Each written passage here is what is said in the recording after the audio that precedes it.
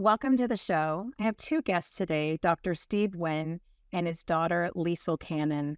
Her artwork will be shown throughout the episode through videos and narration. It's one of the most beautifully communicated works of art, all of them, that I've ever experienced. And I'm just excited to show several pieces throughout the show. The very first piece is based on her dad's recent medical crisis. She came home that night, as she'll share with us, and decided she needed to use her drawings to process what she just experienced. That's the first one we'll show you. Then I'll introduce you to Leisl, and her dad, Steve, Dr. Steve Wynn, will join us later in the show. Let's get started. 2.5 months ago, my dad got open heart surgery. He had just retired and he had been very physically active. It was a really scary time for my dad, my mom, and our family. I drew this picture the day I got home from being at the hospital with him. I had been with him in the intensive care unit after the surgery.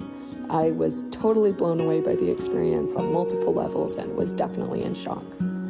I've heard a lot of times how broken the healthcare system is, and certainly it isn't perfect.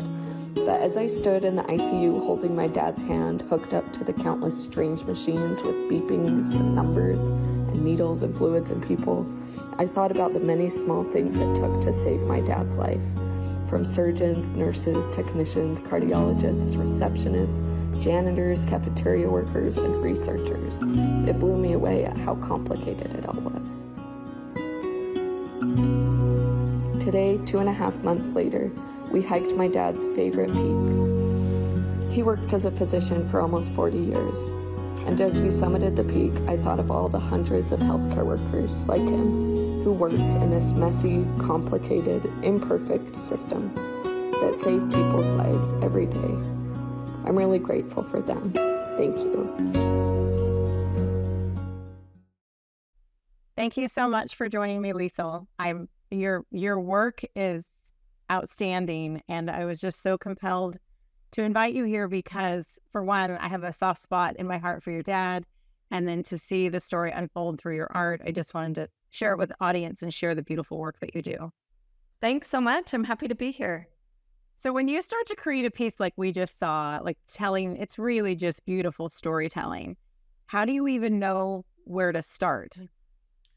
That piece in the reel of the picture with my dad in the ICU is different than most of the art I do, for sure. Most of my art, I use reference pictures and I draw. That was literally the night I got home from the surgery. I just felt so overwhelmed just with the emotion of the intensity of the day. And I'd never been in an ICU before, and it was really intense. And really, with your dad's 2 transplants, and yeah, I had never been in the actual ICU. I had just been in the hospital with him, and so I was just in shock. And so I actually just like curled up in a ball that night and just started drawing.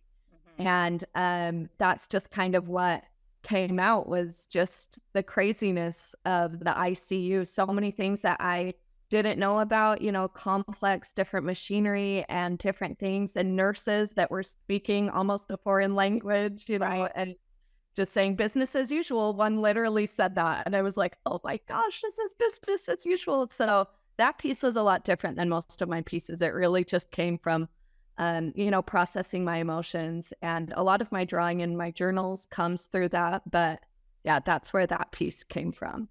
Well, and I think it was really informative. I've spent my share of time in an ICU, so I related to all of the tubes and the cords and the machines. Excuse me. But I think it helped people who haven't, or people who are experiencing that, to really, well, it was empathy, right? They're understanding what you're going through, and then you're trying to explain it to other people. So your other artwork that we'll be showing throughout the show, well, first of all, I guess you've been artistic probably your whole life since you were little. How did it evolve into these kind of, what would you call what you do? These sketches, what would you call those showing?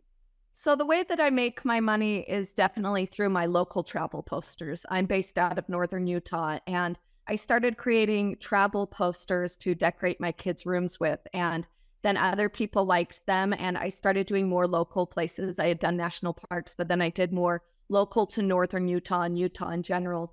And people really liked it. So I started selling it at shows. And I had studied art in college. And I minored in biology. And I'd been working in the biology department up at Utah State University at the time. But then I started selling my art. And I did that for a part-time job as well as taking care of my little ones. But then my journals, the more emotion-based sketches that the one that we've been talking about is based off of, I have journals filled with little things like that, mostly about at this stage of life, my kids or my garden or different funny things that happen. That's different than my travel posters. I don't plan them out. They're just little things that happen to me, little ways that I process life and the stage. And you put it all together. So it maybe starts in pieces and you put it all together. Yeah, yeah. I really like the narration part of it too, because I mean, obviously words and pictures are art either way, but it really just helps the audience understand exactly where you are in your heart. Yeah. And we're going to talk to your dad as well, because I mean, he was pretty overwhelmed with emotion when he saw what you created. And I think a lot of people were, because you got a huge response to that one. And certainly, I think I sent you a message this long when I watched it, because I was overcome with it as well. And so for encouragement to people who think there's only one way to earn a living as an artist, right? There's so many ways to make a living, to do what you love and figure out a way to get paid for it. What advice do you give to those people who are just trying to figure it out in a world now where we have so many opportunities with digital products and different things that we can get out to people in a way we couldn't before? Yeah, both my husband and I are actually artists. My husband is a fine artist. He does oil paintings and is in galleries. And we've talked a lot about this, how oftentimes artists will say, just follow your dreams, follow your passion. But for us, that hasn't been the case at all. We have followed opportunity where opportunity has been. And opportunity often hasn't been in art. We own real estate as well. I started off working out in the biology department at a university, and I saw that people were liking my travel posters, and I loved making them. And so I followed that opportunity in a really natural way. So I would encourage young people who are creative or artistic to, yes, follow their passion. I love drawing. Like, it's what I love to do. But I didn't force anything that was really unnatural. I did what I loved. I also had a day job. And then from following that opportunity of people interested in my work, I was able to carve out a little section. But I did it in a way that was really natural. And my husband had a day job for a while. And now it's both of our main careers. But it didn't come from this magical, whimsical place. So follow your dreams. We followed opportunity, and we brought our art along with us. I say that a lot to people who think, writing books is how you're going to earn a living. And some people do. It's a very small percentage. But for me, a lot of the earning potential comes from what surrounds the book. The keynotes I give, signing books in the back of the room, that sort of thing, or being, having some kind of insight to the process of what we do for a living and teaching that to others. So I just appreciate the advice you're giving, because there are so many people who are creative and have this one set. If I just thought, I'm going to make a living writing books, I'd have starved by now. Yeah. But being willing to pivot and take other opportunities that come up, or take something that might not have seemed like an opportunity and then create something from it. I think that's really good advice. And I think you've done a beautiful job. I'm so happy to share your art throughout this episode. And then we'll let you go, because I know you have kids at home and one sick little one. So, and we'll talk with your dad in just a moment. So thank you so much for being here, and best to you, and congratulations on all your success. Thank you. I appreciate it. Sure.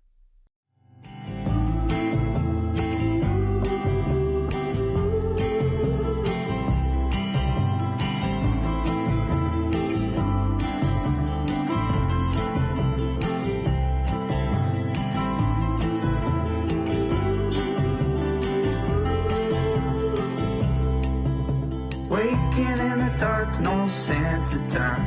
No one else around, but I like being alone. Alone.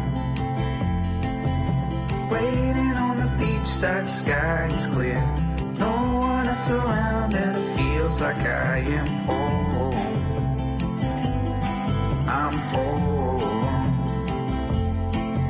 My mind's been sleeping in, waiting for the weekend. I can't change it, I can't shake this soul. We can settle down.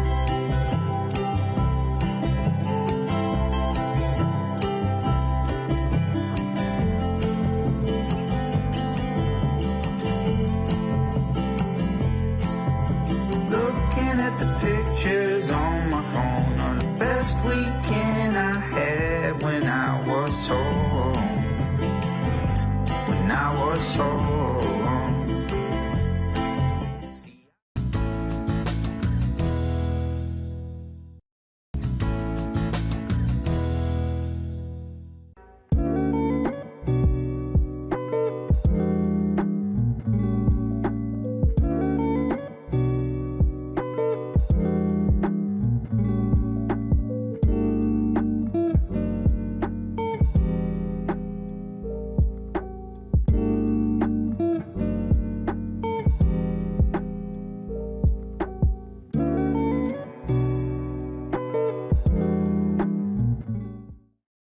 Welcome back to the show, Steve Wynn, Dr. Steve Wynn, retired doctor now. Thanks for being here. Yeah, of course.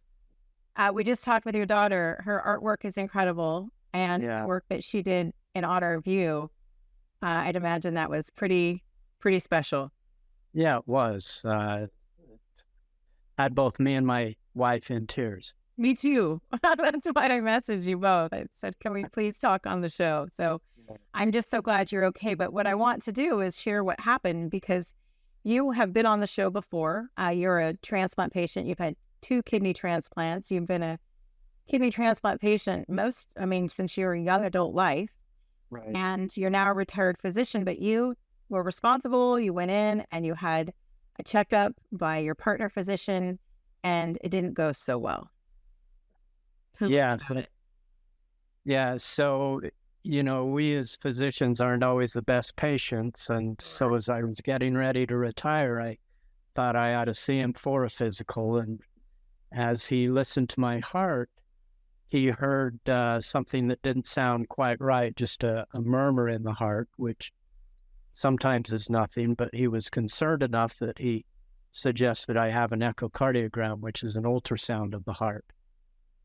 So I didn't think much of it, but I agreed to have that scheduled. And in fact, the morning I was scheduled to have the ultrasound, I went on a local hike that's about 5 miles and over 2,000 feet of elevation gain, and felt fine, and then went and had my echo. And I asked the tech as she was doing it, are you going to tell me the results? She said, no, not unless there's something concerning. And so as she finished, she looked at me and she said, well, I guess I need to tell you the results, but let me talk to the cardiologist first. So I sat in the room while she was out talking to the cardiologist, and she came back in and essentially said, the cardiologist and I are trying to decide whether you need to be directly admitted to the hospital. But the fact that you went out hiking this morning and felt fine suggests that you're probably okay to go home. But you have an aneurysm of the ascending aorta, which is the large artery that comes off of the heart. And because of that aneurysm, it stretched the valve just below the artery, causing the valve to not work correctly. So in short, I was told that I needed the valve replaced and the aneurysm replaced with a graft coming off the heart. So by the time I left the hospital, like you said, I was a healthy guy. Yeah, you are a healthy guy, right? You're still. Yeah. And it's partly, your recovery was outstanding. You've done really well. Is it a little tricky because you're also a kidney transplant patient, so you're on certain meds, or are they able to get in there and do the work they need to do regardless? Yeah, I was worried about that. My transplant doctor kept close tabs on me in the hospital, and it ended up not being too much of an issue, luckily. And what would you say about, because one of the things you and I have talked about I'll share that you're part of an online course that I built that talks about patient care, patient responsibility. the responsibility and expectations of physician and patient relationships. And so you and I have talked besides now and besides the time you were on the show, and we've been in touch since we met through, I believe, Donate Life America, us following each other there. And so I'm pretty familiar with your story, and I'm very familiar with the care you take of yourself. And so how much do you think that your activity level contributes to all of the things? Because the aneurysm has nothing to do with how well you take care of yourself, but perhaps the recovery does? Yeah, I definitely agree with that. Regardless of my health prior to the surgery, the first month was pretty tough. Just the surgery caused pretty significant blood loss, so I was anemic and just had no energy. Then after the first month, I just was so intent on getting back out into the mountains, which is kind of my therapy for about everything.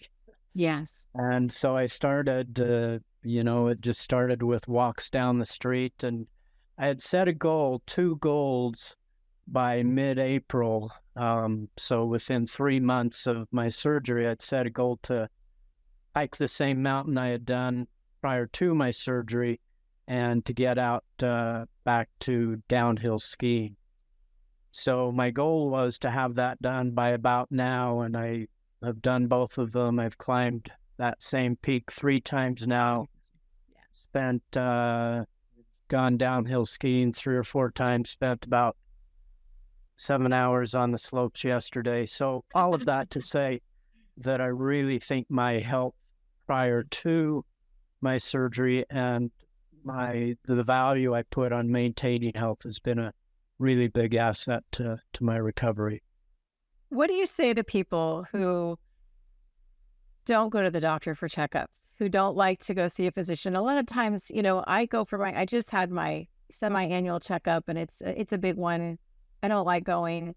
One of my doctors even said, you could probably do it every other year, but for me, the stress of not knowing is worse than if I just go in and get it done.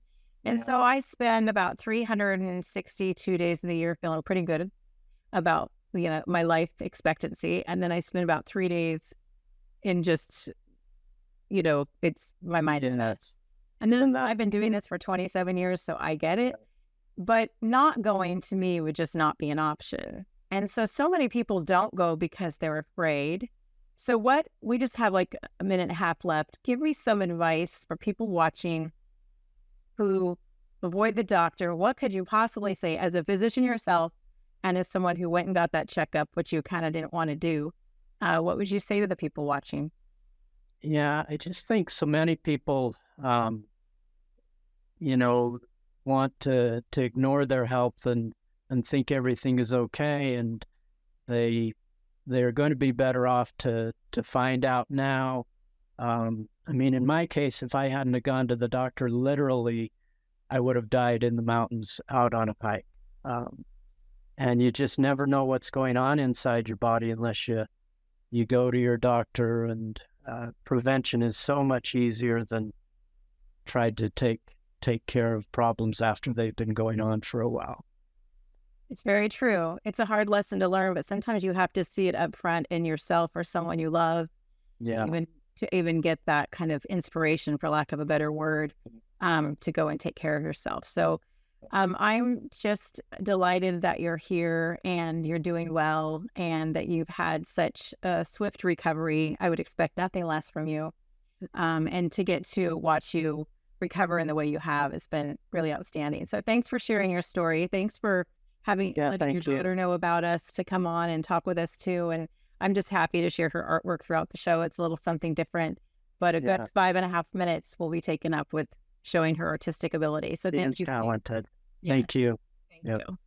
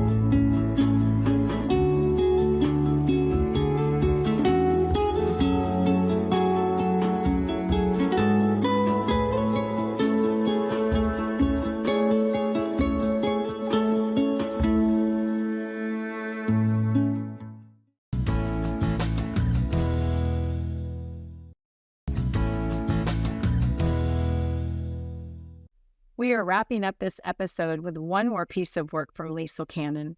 Before we do, I just want to encourage you, if you're someone who's watching and you haven't seen your doctor for an annual checkup, or you have some ailments or concerns that you're not sure what's going on in your body, I encourage you to make an appointment today with your primary care provider. Let Steve's story and our conversation be the nudge that you need. This is your sign. And even if you're feeling great, as Steve was, he hiked that day when he found out he had an aneurysm. Even if you're feeling great, take this opportunity.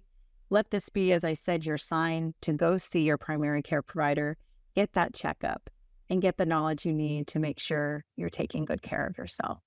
Thanks for watching. Welcome to my garden journal, episode 1. Today I drew out our front garden. Most of this garden is pretty well established. It used to be just a bunch of crappy grass. It gets a lot of sunshine, so it'd get really hot. So we tore it out 3 years ago and we xeriscaped it.